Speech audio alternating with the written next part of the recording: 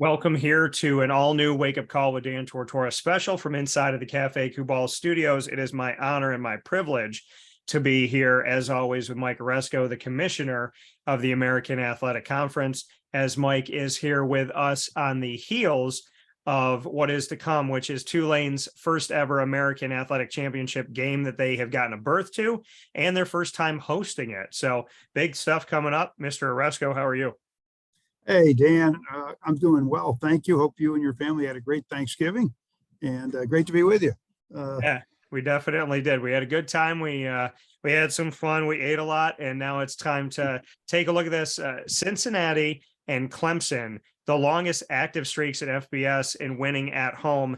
At the time of going into this week, we had Cincinnati at 32, Clemson at 40, and now that streak starts back at 0, courtesy of Tulane's 27-24 victory. Mike, I'd love to get your thoughts on the fact that the last week of the regular season for the American this season meant everything, seeing how and it's not the first time that we've had such a meaningful last week, but this was a huge week where whichever team won was in and hosted. Whichever team lost could not only not host, but could be knocked out of it, which happened in the case of Cincinnati. So just bring me into such an eventful game that had so many implications for so many teams.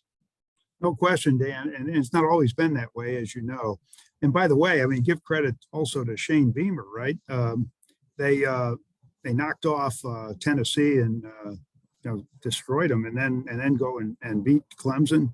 That was at Clemson. I wasn't even sure because I saw the score. Yeah. Pretty remarkable for 2 weeks of work, huh? Give them credit. And yeah, what Tulane did at Cincinnati was remarkable also. Cincinnati just doesn't lose there. And they had the late lead, as you know, and Tulane came back and then held on. It's interesting. Cincinnati's a really good team. As Luke said today, they didn't quite have the ability to make those late stops like they did last year. They lost the UCF game in the last minute. They lost the Tulane game in the last few minutes on drives. And, they had that secondary last year that was one of the best in college football history, really. It was that good. And they just didn't quite have that this year. But a couple of things. One, it was really exciting, and a lot of things could have happened. Who could have thought that with a 28-0 lead, UCF would find itself behind going into the last drive? And if they don't win that game, they're out. It's Cincinnati in the championship game. And then Luke Fickell, and I want to just congratulate Luke on a great run at Cincinnati, a great run in our league. He's a wonderful guy. I just enjoyed working with him and having him in our league. And he did just a remarkable job there, and he'll do well at Wisconsin. I mean, that's a hard job to turn down. Yeah. I know Cincinnati will be going into the Big 12, but all credit to Luke for again, a great run, and almost ended up in his third straight championship game. And he was, as you know, almost made it 4 years ago against Memphis. It was close. So he's had a great run. In the meantime, though, this year, as you know, we could have had a 3-way tie for second. We could have had, basically a head-to-head, which is what we ended up with. And we could have also had two teams vying, had UCF lost, Cincinnati and Houston would have vied. And Cincinnati probably would have gone. They were well ahead in the computer rankings if Houston had won. And Houston, of course, was upset by Tulsa. But what Tulane did, I think, people may not fully credit it. It's just 32 games in a row that Cincinnati had won against really good competition over the years. And Tulane goes up there, and with all the marbles, at stake, they win. And they do it in coming from behind late in the game against, good Cincinnati team, despite the fact that maybe they don't have, Ahmad Gardner anymore, and they don't have some of the other great players they had. They still have a really fine team and a good defense. So great weekend of football. And, you just can't, that UCF game is a perfect example of why you just can't predict anything in college football. And not only that, look at Oregon and Oregon State, a 3-touchdown lead, right? And all of a sudden that game's gone. Texas Tech comes back to beat Oklahoma. You had just upsets all over the place. You had LSU inexplicably losing the way they did. Yeah. It's really upset the calculations for the playoff. But I think we're in pretty good shape for New Year's Day. I'm looking forward to the rankings tomorrow. And as long as UCF and Tulane stay above anyone else, we should be a lock. You knock on wood. Yeah, I mean, it's hopeful for what's to come here for the future for the American Athletic Conference. I mean, you brought it up a lot of different pieces here. Luke Fickell taking the job at Wisconsin. It was tough, kind of bittersweet because as the American goes for their 10-year anniversary, we see Cincinnati, UCF, and Houston leaving, and then 6 schools coming in. Well, Luke Fickell leaving with Cincinnati to go to the Big 12 was heartbreaking, but knowing now that he's going to Wisconsin, I said personally, I guess I could sleep a little easier on that note. But I'm so happy for Luke. I love everything he did at Cincinnati. I covered him from the moment that he got in. He had one losing season, which is to be expected when a new coach takes over. Was 4-8, and after that, deserved to be in the college football playoff. Didn't. Was in the Chick-fil-A Peach Bowl. Lost in the final moments against Georgia, and then was in the college football playoff. And when I asked Nick Saban in that game, longtime Alabama coach, what he thought about the team on the other end, he said, "There is no doubt in my mind whatsoever that team deserves to be in the college football playoff." So when Nick Saban says it, hopefully people start listening when you look at the American and different things you built. But seeing Luke Fickell and his career, it's kind of the juxtaposition of what I'm about to ask you about. Luke Fickell moving to Wisconsin, your thoughts on everything he's done for the American, and then Philip Montgomery and what he's done for the American, a couple of years removed from going to the AAC Championship Game, and Tulsa parted ways with him after almost a decade. Yeah, that's the nature of college football these days. Dan, there's very little job security, although Philip had a great run, 8 years. In Luke's case, and incidentally, before I mention that, you just alluded to something. I look at the rankings, not the CFP rankings, but some of the other rankings, and I see a Kansas State team that, has a worse record than Tulane, and Tulane beat them at home, at their place, and Tulane's ranked lower. And then Tulane's ranked lower than 3 lost teams, and I think Tulane is better than. And, it just shows that our league still has to work through that, group of 5. It's sort of almost a stigma. You're just not quite as good. You can't be as good. And last year we broke through with the playoff team with Cincinnati, but that was an unusual situation. We're still struggling with that, and we just got to get rid of that name and somehow overcome it. But Luke is just a great person, great human being, great guy. I've had great. Luke was one of the few guys who will send me a note on various things, and just has always been gracious. He's a great family man, obviously. He has 6 children, loves Cincinnati, loves the area. But how do you turn down the Wisconsin job? I'm sure it's a huge boost in salary. He's going into the Big Ten where he's at home, and going to a so-called P5 program in a conference that can now pay its schools $100 million a year. There's tremendous resources. And you can't get a better situation than Wisconsin in terms of the fan base and the excitement that they generate. So I wish Luke well. Cincinnati will find a good coach. They're going into the Big 12. They've had a great run from Luke. I mean, it was a little bit of a surprise because we knew that he liked Cincinnati.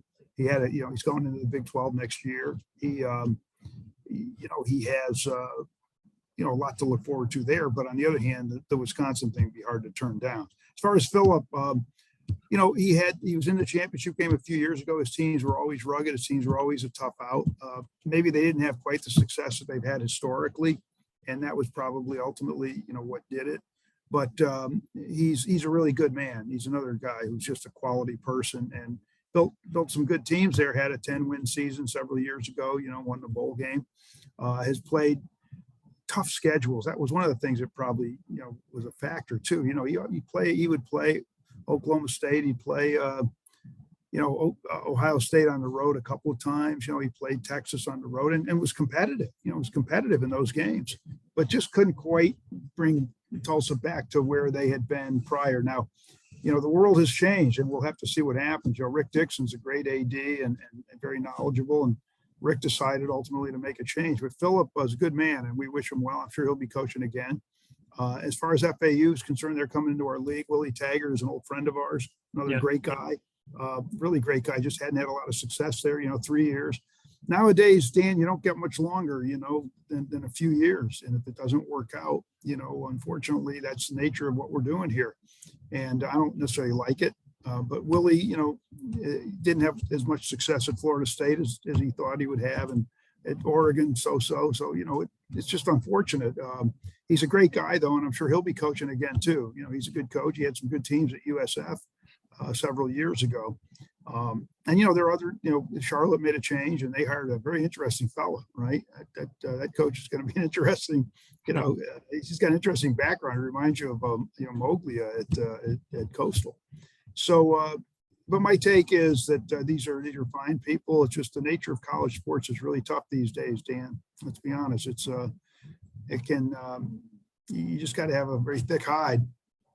Yeah, you definitely do. And, you know, it's one of those, you know, they call it Black Monday in the NFL, and you feel it throughout the season here when it comes to college football. And on the other side of it, you have the teams that, I mean, you have Cincinnati losing ending that winning streak, 32 games. Clemson's winning streak ended at 40. So in the same week, the two teams, as we had made mention to, that had the longest active FBS home winning streaks are now gone, set at 0 with Clemson as well as Cincinnati. Then you look at Tulane, who gets to host this opportunity. I agree with you, by the way, that when you beat a team, you should be ranked higher than them in the standings, where whatever the rankings are, AP, college football playoff, or the coaches poll. But I guess, I mean, I always say some of these polls could be written on toilet paper with the way that some of the people vote. But when you look at reality, Tulane should be held in better standing at 10-2, and the way that they played and who they played and how they played and what they've done, especially going into Cincinnati, which you and I know is a very, very tough environment to play at Nippert Stadium. So they get to host, they're in their first American Athletic Championship game. They're facing off against UCF. We have the team that's staying and the team that's leaving going up against each other. So there's some juxtaposition there. Just what you could say about that. It's a swan song for UCF, but it's also a moment to show what somebody told me a long time ago.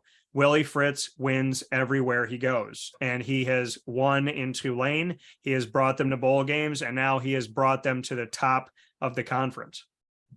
Yeah, Willie's also a great guy too. You know, Willie is just a great person, and we're lucky to have coaches who are really great people.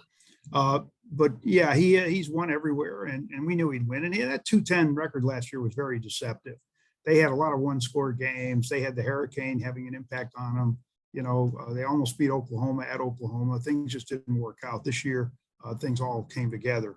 But it's great for Tulane. And, you know, people will say, well, you must be rooting for Tulane. They're staying and UCF leaving. No, I don't root in these kinds of games. May the best team win. You know, UCF has been a great member of our conference, nothing but respect and admiration and even affection for what they've done over the years and what they've meant to this conference. And it'll be great that, you know, they're in the game along with Tulane is a great story. Let's be honest. I mean, what Troy Dannon and President Mike Fitz have done there in terms of rebuilding that program and getting the buy-in, it's been remarkable. And I think it'll be a sellout. I think the fans in New Orleans are excited about Tulane. You know, they've been under the radar, you know, with LSU right around the corner and, you know, the SEC influence there. But Willie, this is taken him to 4 bowl games. This will be his 5th. One way or another, whether he goes to the Cotton Bowl or whether he goes somewhere else, he's going to do it again. And I think it'll be a great game. I really do. You know, I don't know what the situation with John Rice Plumlee is. You know, that's going to be a big factor. But the point is, that was a well-fought game the first time around. And you know, it'll be a great one also. I think we were on ABC this weekend with a terrific football game, right? And that's been the pattern over the years. We provide just great football and great entertainment and really good teams. And, you know, sometimes you don't get the credit for it that you deserve. But, you know, Dan, in the end, be exciting. It's exciting for Tulane. You know, it's been since 1940 when they've been in a major bowl game. They have a chance now to go to the Cotton Bowl. And think about what that'll do for the, you know, the national, you know, reputation of the school. You know, it helps them in terms of recruiting students, and sports, if you do it right, can have a really beneficial effect on your university. It's amazing how teams that are looking for on-campus stadiums and improving their facilities and recruiting and whatnot, that they could be saying that a few years ago, and you fast forward and they're playing in a championship game. You know, and Tulane's one of those teams where you just see this trajectory that just speeds up, and you're thinking, where are they going to go and how are they going to do this? And how is this going to come together? And are these pieces going to mesh? And then you're talking about a team playing in a championship game. So I know there's a lot of things coming up, a lot of great things. I know you had a few minutes to spend with us today in a busy schedule, but any final notes here, Mike, I mean, you're officially saying goodbye to Cincinnati, Houston, and UCF now. Houston wrapped up, Cincinnati wrapped up, and you will say your official goodbye to UCF at this AAC championship game, as they have one extra game to play in the American. Just what you want to say to them, and the irony and kind of really cool situation that 2 of the 6 teams coming to you from the Conference USA are playing in the Conference USA championship game in North Texas and UTSA. Yeah, great observation, Dan. Well, first of all, thanks for a chance to just kind of sum up. It's a new world coming, right? And the old world is going, and we say farewell to it, and we embrace the new world. It's going to be different. We're going to have to do a lot of hard work to make sure we maintain the standard we've set. 10 years, Dan, 8 New Year's Day games, including one when we were an automatic, but we'd have made it anyway with UCF back in 2013. Think about that. 8 out of 10 years with 65 other teams competing against you for that slot, right? Or not quite that many, because that includes us. But the point is, 50 or 60 teams competing against you year after year after year, and good teams too. And yet 8 out of 10 years, this conference has done it. Now, UCF and Cincinnati and Houston have made major contributions to the conference. I tip my cap to them. I understand why they're going to the Big 12, and look, they're going to be making a lot more money. It's the nature of college athletics. It gives them that so-called P5 moniker, which I hope ultimately goes away, and it's 10 FBS conferences. But they've been great contributors. I have nothing but admiration for what they've done. Also, I fully understand, why they're leaving, and you can't take it personally. It's the nature of college sports, and if they think that there's a better opportunity, then they have to take it. It's just like an employee who feels there's a better opportunity down the road and has to take it. So I tip my cap to them. It should be a great game. Be good to see my old friends from UCF. Obviously, I'll try to get in touch with Luke Fickell to congratulate him. Also, the Houston people, Dana, we wish them well going into the Big 12. We know Renew Couture, Chris Pesman, Tillman Fertitta have done a lot to build that program, and they help. When these programs, built themselves, they helped our league. But it's, in speaking to the final point, it's great to see North Texas and UTSA in this Conference USA Championship. I think it validates the idea that we thought they were teams that had a lot of potential, and they're good teams. Rice came on this year and almost got bowl eligible. We think that UAB has been one of the stellar teams, and they're not in the mix right now, but they're going to get a new coach. And FAU as well. Charlotte showed that they're willing to do what they need to do to get better. So we think those 6 teams are going to make an immediate contribution to the league. But it's going to, when you lose teams like UCF, Cincinnati, and in Houston, you've got to have teams like Tulane and Memphis and SMU and Tulsa and ECU, which, by the way, had a great season under Mike Houston. Yeah. Maybe a little disappointing. They thought maybe they could have been easily 9-3 instead of 7-5. But the point is, they made great progress. Temple, under the radar, look how competitive they've become. Stan's done a fine job up there, Stan Drayton. I mean, he really has, and he's under the radar, right? Navy came on at the end and upset UCF and almost upset Notre Dame. So USF is going to find a new coach. They've got to get that program turned around because it's an important program. But the incumbents have to step up. The new guys, I think, will add a lot of enthusiasm and energy to the conference. It's going to be a new world, and we'll embrace it, and we'll see what happens, Dan. But I'm sorry I couldn't spend more time with you today. Just got this thing coming up. But thanks for having me as usual, and glad you and your family had a great Thanksgiving. And probably talk to you before as we get into the playoff area and the New Year's bowls. But if not, I want you to have a great holiday season. Thank you. Merry Christmas and a happy holidays. As always, and once again, the American Athletic, with more than half of their schools bowl eligible, 7 of 11 this season. The commissioner, Mike Aresco, American Athletic Conference. Mike, as always, thank you for your time, and appreciate everything that you've done on this almost decade that we're into right now, and very much looking forward to Tulane and UCF, and couldn't be happier for a coach like Willie Fritz for all the work that he's done for the city of New Orleans to be able to host, not only play in this game, but to host it at home. Well, Dan, we thank you for your interest in us over this entire 10 years and for believing in this conference. That's why it's always great to talk to you. not only your knowledge, but also the support. And it's been, warranted. You weren't tilting against windmills here. This is a league that has achieved something. And so thanks again for having me. It's always a pleasure. And we'll see what happens this weekend. Should be fun. Sounds good. I'll talk with you soon, Mike. Thank you, Dan.